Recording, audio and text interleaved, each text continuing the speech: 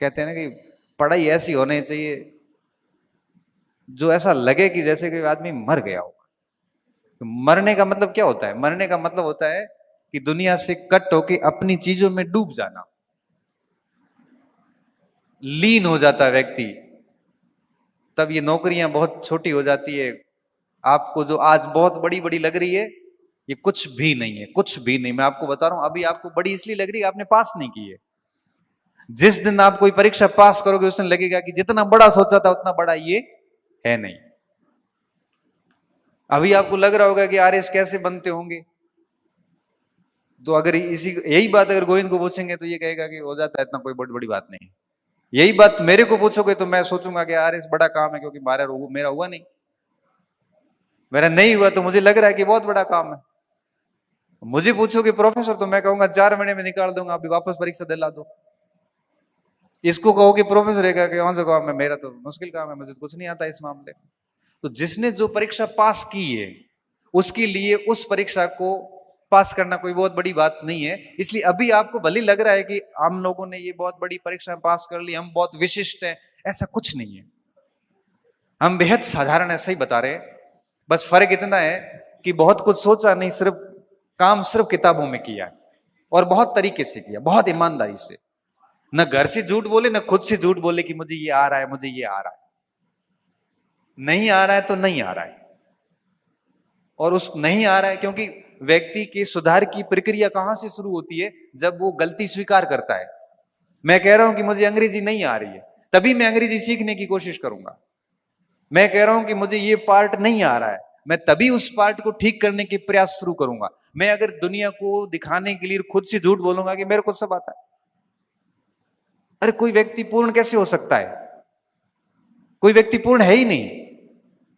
गलती एक्सेप्ट करो कि आप सोचिए, अब आप किस परीक्षा की तैयारी कर रहे हैं, उस परीक्षा के सिलेबस के कौन से भाग जो आपको नहीं आ रहे हैं, उसको आप कल के लिए मत छोड़िए, अभी शुरू कीजिए उसको। वही सिलेक्शन है।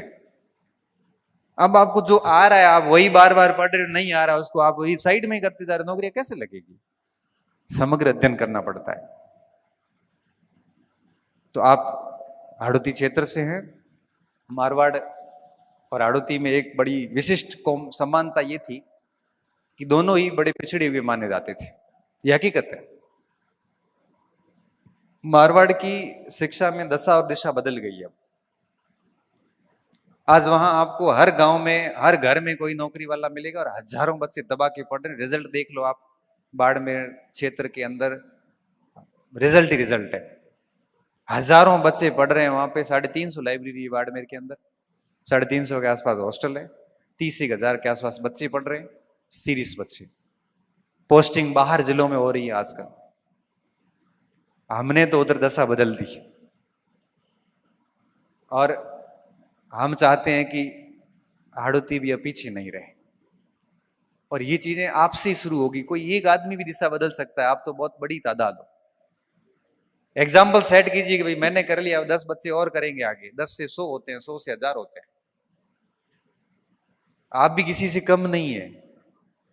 बस ठीक है, आपको थोड़ा स्ट्रगल अधिक करना पड़ेगा। हालांकि हमारा स्ट्रगल आपसे भी अधिक था। हमारे तो बरसात भी नहीं होती ढंग से, मिट्टी कोई काम की नहीं है, उपजाऊ मिट्टी नहीं है, फसल एक भी मुश्किल से होती है। आपके तो भगवान की मेहरबानी, काली मिट्टी, यहाँ 3-3 फसलें भी आप ले लेते हो बड़े आराम से। वो प्रेम बता रहा है, प्रेम ने मुझे सारी बातें बताई है कि हमारे यहाँ सर खेती ठीक है, हम गन्ना भी ले लेते हैं, कईयों जिनके पास में है उनके पास ठीक है। हमारे यहाँ 200 बीघे जमीन है लेकिन काम की नहीं है।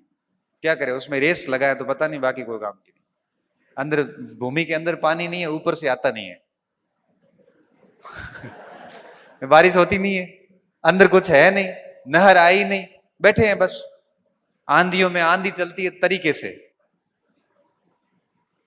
और सर्दियों में सर्दी पड़ती है अच्छे से, बारिश में बरसात होती नहीं है अच्छे से। तो हमारे पास में ज्यादा कुछ नहीं था। हाड़ौती में प्रकृति मेहरबान है।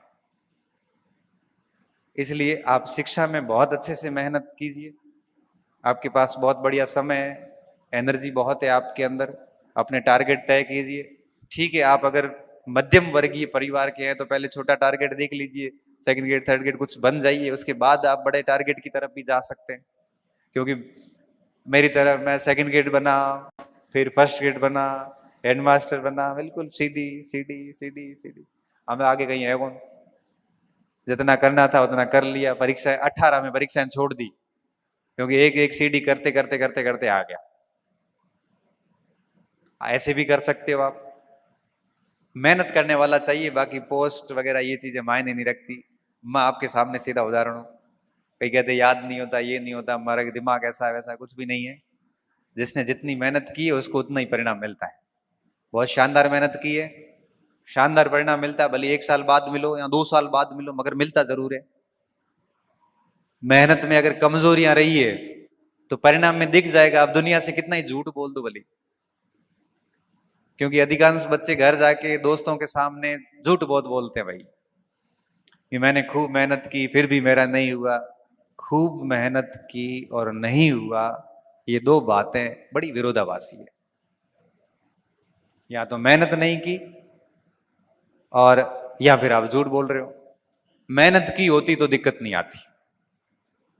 मेहनत अपना फल देती ही देती है, ये बात तो शाश्वत सत्य है।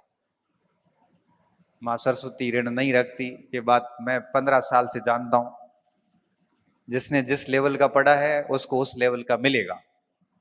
अगर आपने मजे कर लिए, अगर आपने रूम, लाइब्रेरीज, यहां पे रह के भी आपने अगर डिस्कशन ही की, आनंद ही लिए हैं, तो फिर उसके परिणाम बड़े घातक है। 4 दोस्त बैठ के किसी इश्यूज पे बात हो, वक्फ बोर्ड में बिल प्रस्तुत किया गया है, तो वक्फ क्या है, 1995 वाले एक्ट से 2025 का एक्ट कैसे भिन्न है, 1913 का पहला एक्ट आया उसमें क्या व्यवस्थाएं थी और आज क्या व्यवस्थाएं हुई है।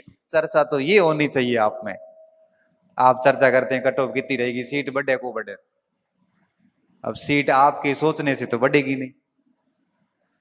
आप चर्चा करते हो भर्ती कब आएगी, परीक्षा कब होगी, रिजल्ट क्या आएगा, ये आपके हाथ में ही नहीं है। बताओ, आपके हाथ में? ये सब सिस्टम के हाथ में। आप भले कुछ भी कर लो, वो सिस्टम में जो होना है वो होके रहेगा। आपकी डिस्कशन मुद्दों पे होने चाहिए। आप ऐसा ग्रुप रखिए ना कि ऐसा कि कौन सा कोचिंग वाला खराब है, कौन सी किताबें खराब है। एक कई कई तो ऐसे पंडित बैठे हैं लाइब्रेरीज वगैरह में जो सिर्फ ज्ञान नहीं बांटते हैं। उनका काम सिर्फ ये होता है कि ठीक क्या है ठीक नहीं। वो बड़े समीक्षक हैं। उसको दुनिया की, राजस्थान की सभी कोचिंग सेंटर, सभी शिक्षक, सभी किताबों, सभी नोट्स के बारे में सब पता है। बस वो करता कुछ नहीं है, वो सिर्फ कहता ही है किसको किताब छुड़वानी है, किसको कौन सी पकड़ानी है। ऐसे पंडितों से दूर रहे, क्योंकि अगर ऐसा विद्वान व्यक्ति, यहाँ पंडित का मतलब कोई जाति से नहीं है, हमारे यहाँ पे पंडित उपाधि है। और पंडित उस व्यक्ति को माना जाता था जो अपनी ज्ञान की पराकाष्ठा को पार करता था। एक आता था भट्ट, एक भट्ट, भट्ट गुप्त काल में उपाधि थी। भट्ट उसे कहते थे जो अपने क्षेत्र में अथाह था। फिर वो बल आर्य भट्ट हो, चाहे आपके जितने भी बाण भट्ट हो, उनको भट्ट कहते थे। फिर भट्ट आगे आगे चलते चलते जाति बन गई। ऐसी कई जातियां विकसित हुई। तो ऐसे जितने भी पंडित होते हैं, जितने भी बड़े विद्वान लोग हैं, इस क्षेत्र का बहुत अनुभव रखते हैं। खुद के पास में कोई जॉब नहीं है, बेरोजगारी में है, लेकिन दुनिया को ज्ञान बांटते हैं। ऐसे लोगों से बहुत अधिक ज्ञान न लेना, अन्यथा अन्यथा आप कुछ नहीं कर पाओगे, आप भी उनकी श्रेणी में आ जाएंगे। तो बहुत मेहनत कीजिए, मेरी शुभकामनाएं आपके साथ में।